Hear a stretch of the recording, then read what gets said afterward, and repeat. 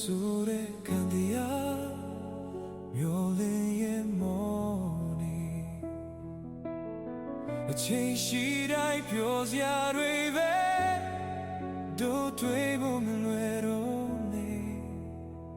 ကြောက်တဲ့ငါထီချာရင်ခုန်တဲ့နေစလဲစားအချစ်နဲ့မုန်းကြီးလာနဲ့တွေ့ကြလေပဲရင်ဆိုနိုင်ကဘာမီရဲ့တနေရာမှာတော့အဘေးပဲလို့ရှိမယ်အတွေ့ချင်တဲ့အဆွေနှလုံးသားလေးလူပါအချင်သာလက်တို့ကန်လို့ရောအချစ်ဆိုတာကိုရဲ့ကွာမှာအိမ်မဲလောက်တာအားငယ်ဖေးကိုတွန်းရှိအကောင်းဆုံးချစ်မဟုတ်တော့မှအပေါ်မစနဲ့တွေ့ချင်တယ်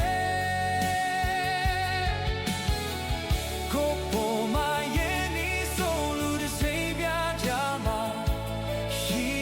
ရဲ့ရာရာပြေဆုံးလားမင်းကိုတွေ့ဆုံးခွင့်ပေးပါ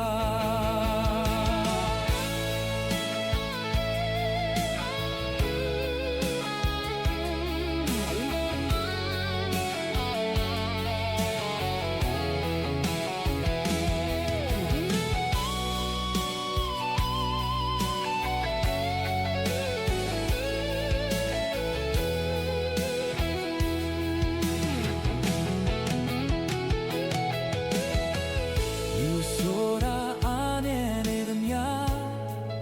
ကဲကြောင့်ချင်းဆိုတဲ့ကန်တရား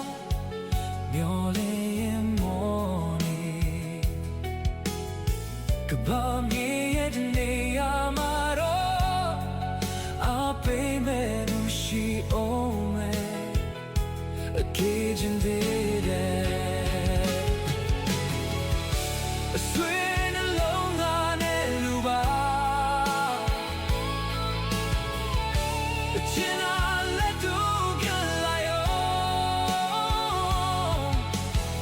အချစ်ဆိုတာကိုရဲ့ဘဝမှာအိမ်မလောက်တာအားငယ်